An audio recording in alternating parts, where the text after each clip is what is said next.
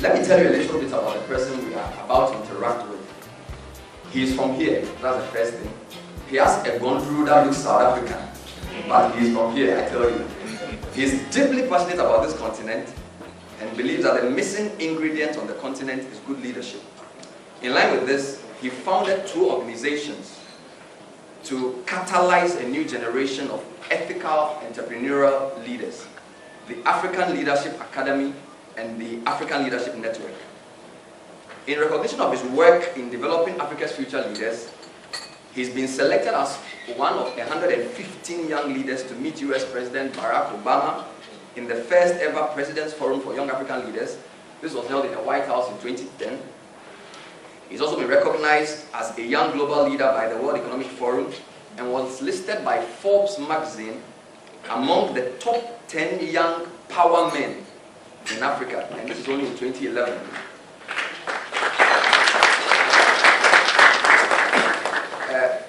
Cynthia described him as a serial entrepreneur. The word serial has been corrupted in Ghana because of serial quality. But he's well and truly a serial entrepreneur. And he's been recognized by Echoing Dream as one of the 15 best emerging social entrepreneurs in the world. And this was in 2006. In 2009 as well, he was made a TED Fellow. And he's also a Fellow of the Aspen Institute's Global Leadership Network. A little bit about his background. Fred began his professional career as a consultant with McKinsey, and he has an MBA from Stanford, where he was named as an A.J. Miller Scholar, a distinction awarded to the top 10% of each graduating class. He was born in Ghana, but he has lived and worked in at least 10 African countries. Ladies and gentlemen, it is my pleasure to give to you Fred Swaniker, founder and CEO of the African Leadership Network. Even though you are just like my skin color, as I read all the things I was reading about you, Fred. What is it about what do we value as Africans and leadership from your experience? Are our values anti-good leadership, or please tell me a bit about that? Not necessarily. So I believe there are some ways in which African values, and firstly, there's nothing as universal African values. There are some things that are maybe common in different countries in Africa, but there are also lots of nuances between different countries.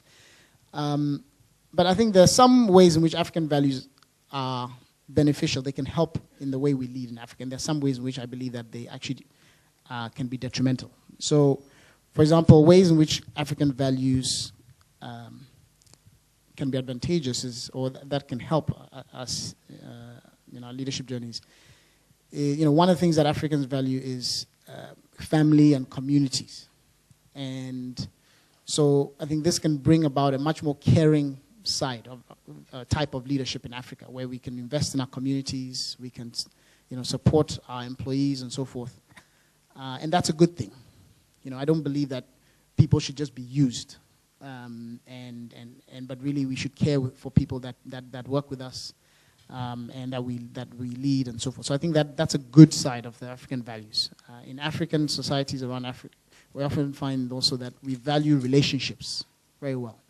And that also, I think, can be beneficial, because if you invest in and build long-lasting relationships with your employees, with your stakeholders, your customers, your investors, that also creates long-term business partnerships that can really be beneficial. So those are things that I think are good sides of African values. But there are two ways in which I think our values can also hurt us. And so the other side of this whole value of community and family and so forth is when we think about, for example, who we hire. This is where I think the African values can really come to hurt us. Where instead of hiring the best talent into our organization or putting the best leader in the cabinet or in government and so forth, we find the person who's related to us, or who's from our tribe or who's from our community and so forth. And that is what can be very, very detrimental about African values. The second way in which I think African values can hurt our leadership is in this whole, one of the things that we value as Africans is respect, and respect for elders, which I think in some contexts but it can also hurt the performance of companies and our performance as leaders. Because the best ideas often come from dissent and discussion.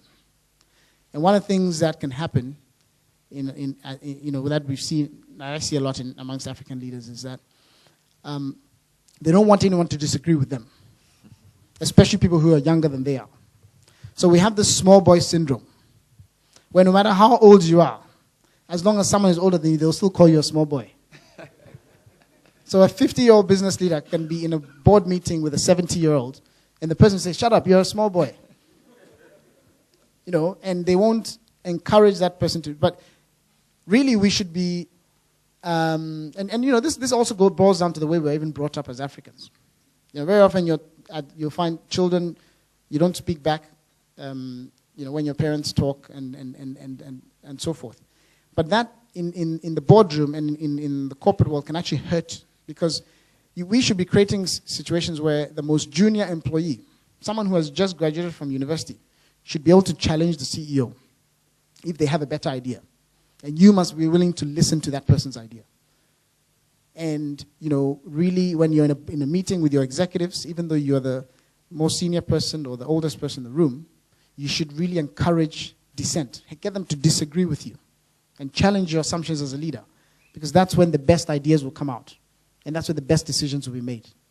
And that, I think, is one way in which African values can sometimes hurts our performance as leadership. And you even see this at the national level. A president is going down a path which all his ministers disagree with, but they're all scared of saying anything, because they know that if they disagree, they're going to be fired.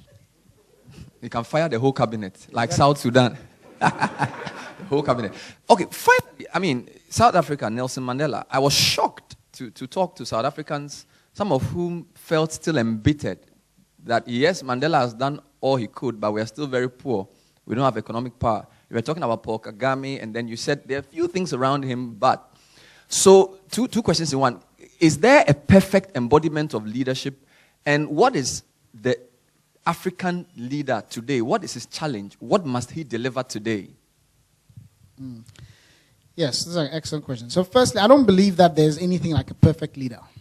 So it's very easy to paint Nelson Mandela, for example, as a saint. But he wasn't a saint.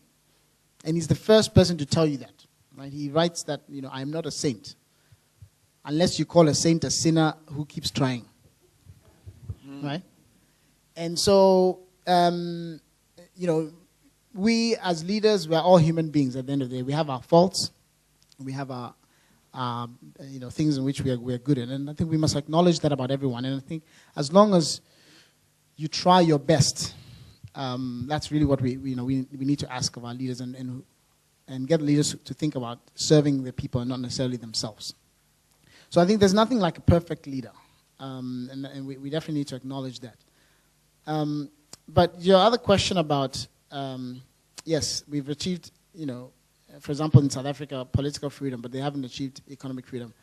I believe that that's something that really is a big challenge. And when I look at leadership in Africa, I see that I believe that we've had 3 generations of leaders. And each of these leaders have had a different legacy or different job that they had to do. The first generation are the leaders that came out in the 50s. And this is what I call the independence, the liberation generation. And that was the job that they had to do. So this is Kwame Nkrumah. This is Julius Nyerere from Tanzania, Jomo Kenyatta from Kenya, and so forth. Their job, the battle they had to fight at that time, was the battle against colonialism. They had to liberate African societies. And, no matter what they eventually, some of them eventually, went down the wrong path. But we must give them credit for giving us independence and freedom. So that was generation 1. Then generation 2 came after them. And this is the generation that I call the lost generation. This is the generation of leaders that unfortunately gave us the bad reputation of African leaders. This is the generation that brought us the coup d'etats and the corruption and the warfare and all the, what African leaders came synonymous with. So this is Mobutu Sese Seko in Zaire, Osani Abacha in Nigeria, Idi Amin in Uganda, these are the leaders that really gave us a bad name, and they actually took Africa backwards. Generation 3 are the leaders that emerged in the last 15 to 20 years. And this is the generation that their legacy and the thing that they had to solve was to unwind the work that the Generation 2 had done and to really stop the fighting and bring peace and stability to Africa. So this is people like Obasanjo in Nigeria, Ellen Johnson Sirleaf in Liberia, Paul Kagame. They stopped the fighting and they said, okay, if you go back 15, 20 years ago, there were 30 of the 50 countries in Africa were in some form of conflict. Today it's only about 5. And even though we don't have perfect democracies, we still have much more accountability. And when a coup d'etat happens in Africa now, we are surprised and shocked and say, wow, that's not the way we do things anymore. 20 years ago, we were like, oh, just another coup. That's the order of the day. So Generation 3, we must give them credit for that. But what none of these generations have done is solve the problem of poverty. And so while we are politically independent, we are not yet economically independent as a continent. And unless we can create our own wealth, we will never be really free. We need to create our own wealth so we can pave our own roads and build our own schools and educate our children and feed ourselves and provide housing and healthcare with our own wealth. Until we can do that, we'll always be begging the rest of the world for aid, and we will not be truly independent. And so that's the job that Generation 4, the leaders that are now coming out, that's the job. That is what they need to solve. Independence has been achieved. Political stability has been achieved. Now what this new generation of leaders needs to do for Africa is to bring prosperity to Africa. We need to create wealth and that's how when we can hold our head up high. And when you go to the American embassy for a visa, they won't make you wait in line and go through all these hassles because they'll be trying to come to our countries because we are strong economically. And that is really what this new generation needs to do. Fred, thank you very much for teasing us. I believe he's given us enough fodder to have a conversation. So I have a mic. Just indicate by showing your hand if you want to ask him a question or let's restrict it to questions for now. I know there are contributions that want to come forth, but let's do the questions now before we start hearing the political speeches. So I'm going to be strict about this. It's going to be questions for Fred. Religion, is it helping or hurting Africa? Balancing political freedoms and economic freedoms. There's a proverb that says, no matter how hungry a man is, if you break a coconut over his head, he will not enjoy eating it. Yeah? And finally, I think the best leader, at least in this room, is your mother.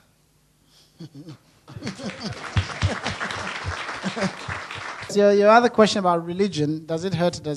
What are my thoughts on it? I think that in some ways religion helps us in Africa. I think it's important for people to nurture the spiritual side of themselves and to be a leader. You need to think of yourself as in a holistic way. So to the extent that it gives people an outlet for inspiration and for solace when they need it and so forth, I think it's good. But there are aspects to religion in Africa that are also very dangerous and worrying. And obviously, you have on the one side you have when it becomes fundamentalist and radical and leads to persecution of others because they don't believe in your own religion and can even lead to violence and so forth. That I think is a dangerous side of religion in Africa. And then also one thing that I worry about is the way in which certain religious leaders use their following to amass wealth for themselves. And it's really saddening, especially when the economy goes down, attendance at church goes up. Because people are looking for help and so forth, and religious leaders are using that sometimes to, become wealthier and collect, money from their people and so forth for themselves, and not necessarily to serve their people or serve their communities. And that for me is really dangerous and is bad role modeling of religious leaders. My name is Aisha Bedwe from PricewaterhouseCoopers. Fred, regarding your comment in relation to how the fourth generation are going to probably take us to achieve economic prosperity, what do you think, or how important do you think the role of intra-African trade is? Because I think that as much as we want to trade with the West and trade with the rest of the world, we need to trade with each other more and form stronger economic communities and ties. So just to get your thoughts on that. Thank you. Absolutely, I couldn't agree with you more. I believe that the issue of intra-African trade is a vital one. And that's why, most of the work that I do in leadership is really about promoting Pan-African leadership. So the Academy is a Pan-African institution. Only 15% of the students there are from South Africa. And the rest are from all of Africa, including North Africa. Similarly, the African Leadership Network that I started also brings together leaders from about 40 different countries across the continent so they can build relationships with each other. And so that those relationships can foster greater Pan-African trade and investment and so forth. Because right now, we complain about trade barriers with the West. We're saying they are not giving us access to their markets. We talk about them not giving us enough aid and so forth. Meanwhile, we do less than 14% of our trade with each other on the continent. The rest of it, we're trading with the rest of the world.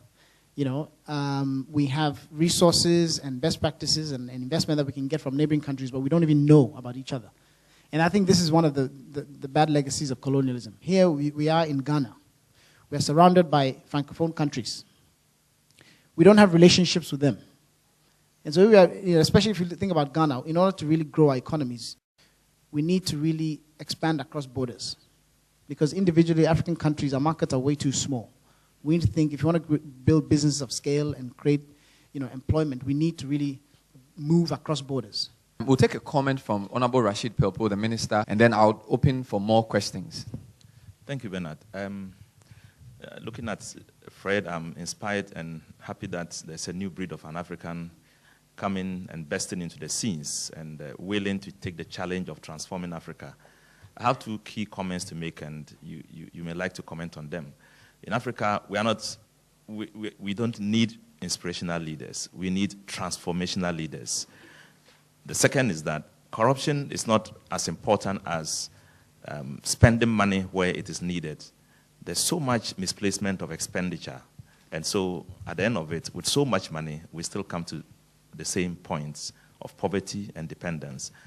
And coming to dependence, there's so much dependence. We have a key problem of transforming our mentality. There's still the slave mentality, and there's still the dependency mentality, and there's still the inferiority mentality. Somebody just made a comment, the first person who spoke, and he said, "You look so fresh that you shouldn't have been," he didn't think that you were bred in Africa. I think that he should withdraw it before we leave here. Yeah. So essentially, you have the politician who, at the end of wakes up every morning, and there are so many people waiting for him. They're all asking for money to go and marry, money to go and pay bills, money to go and do, etc., etc. So they corrupt the politician. So the mentality is a great problem of the African person. And so we need a leader who will be transformational. And that's the kind of leader I'm seeing in you. And that's the kind of leadership I think we should all aim at being. Thank you so much. Thank you very much. Thank you very much, Honorable. We cannot develop our societies by excluding 50% of our population. If we really want to create wealth in this continent and achieve progress, we need to invest significantly in women. And studies all around the world show that if you educate one woman, the impact of that person, that investment is much greater than similar education in a man. Because then the education then passes on to their children, and they create, they are able to then become more economically independent, and they can create wealth for their families and so forth. So I believe that to the extent that we haven't given women opportunities in Africa, we're actually hurting ourselves as a whole continent, because we're not able to harness the full entrepreneurial energy and the leadership potential of women on the continent. And until we do that, we're always going to reign backward. Our education systems all across Africa have been focusing for the longest time on content and knowledge versus skills. And this is why someone comes out of university and they're useless to you. You cannot they can't really add value to your business. And you see, the thing is, education institutions need to change their mindset to think, actually, the knowledge is not the end. It's a means to an end. The skills is really what they should be focused on giving you. So I don't remember anything that I studied in my undergraduate degree or even in my MBA. I don't. But it's the skills that I learned about how to work in teams, how to write, how to solve problems, how to communicate. Those are the things that you use in the business world. Those are things that make you an effective employee, an effective contributor to society. You know, leadership skills, entrepreneurship. So education institutions should be focusing on those skills and using the content as a way of giving you the skills, but not just making you memorize things. You know, the whole chew and pour thing. You memorize and then you just regurgitate on an exam. That's not what's going to, because the problems we have to solve in Africa are not going to be found in a textbook. We need, you know, the solutions are not going to be found in a textbook. We need creativity. We need creative problem solvers. And so that's what education institutions need to be doing. Companies are growing fast. We have the second fastest growing economy in the world. And companies are dying for talent. They can't find, it's a real tragedy. Companies can't find good people to hire. And people are sitting there coming out of universities and they can't find jobs, which is, it's a real tragedy. And it's because we are not providing them the skills so that they can be readily employable. You know, in Ghana, I think that only a few businesses are able to live beyond 2 decades. And I want to know what you think about this and how can we change that trend? Fred, my name is Michael Ohine Efa. I'm a passionate Ghanaist. Now, my question is, so far, what's been the biggest mistake of your life, and what lessons would you teach me from that experience? There's so much learning and information that you can get on your own. So even if the education system has failed you, you can get on the internet, and you can learn and develop your own skills better. Every young person can form, in their own little way, a community group and start an initiative to improve your community in some way or another. And in doing so, you're going to get and develop some leadership skills, which when you now go for a job interview, you'll be better prepared to be able to get that job, or you'll be able to raise capital to start your own business and so forth. So it's easy to sit back and say and wait, oh, they're not giving me a job, they're not giving me this opportunity. And just be despondent and wait for someone else to do things for you. But ideas are free. And you can either get ideas from people or come up with your own ideas and start doing something about it. And that will get you on the journey to then going on to do something bigger and bigger and bigger. And so it's about getting every young person to not see themselves as a helpless person, but really to say, what can I do, even despite the circumstances that I'm in, no matter how much poverty I have, how do I actually step up and make my own little contribution? And if you add up all those contributions, suddenly we'll see that, you know, we're rising as a nation.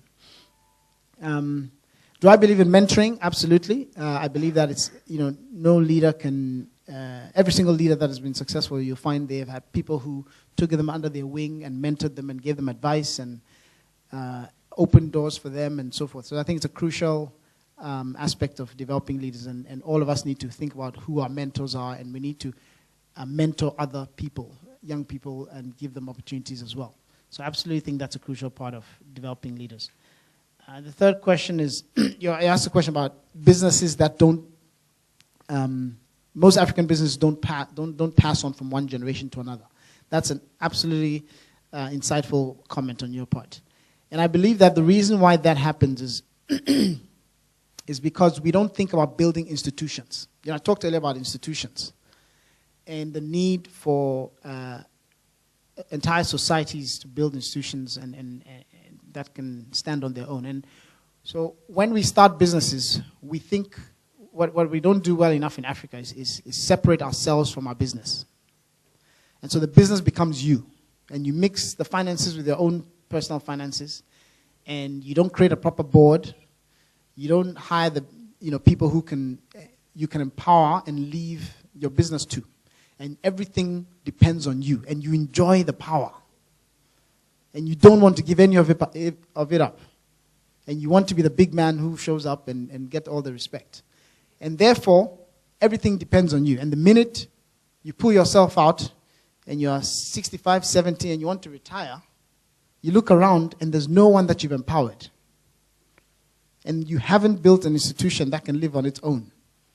You don't have a strong board. You don't have all these things that will allow the institution. You haven't built systems for identifying and attracting talent into the organization so that it doesn't depend on you.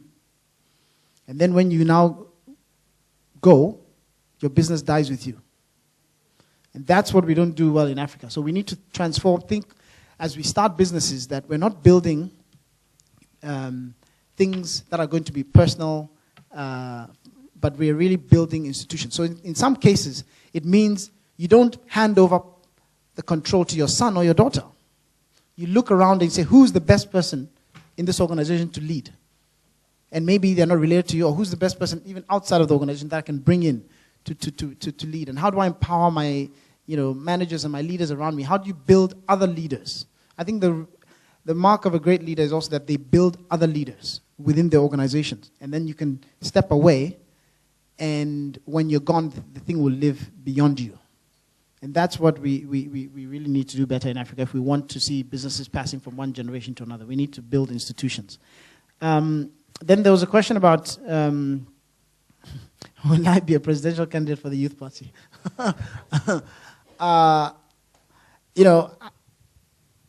Unfortunately not. I'm not. We all need to know our strengths and our weaknesses. And politics is not one of my strengths. So, we talked about knowing when to lead and when to follow.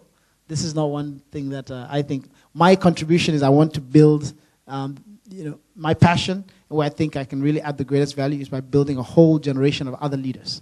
And that's what I'm doing with my work with the Academy and, what I'll continue doing for the next 20, 30 years.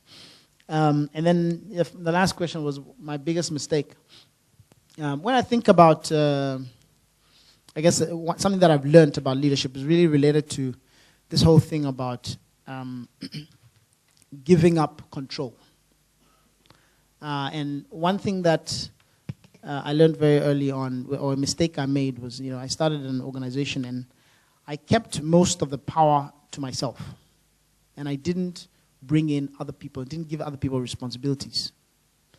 And that organization didn't really grow as much. So one thing I've learned is that if you want something to be big, you need to give it away. You need to give away the power. Give away the responsibility. Make someone else a co-founder with you. Give someone else responsibility.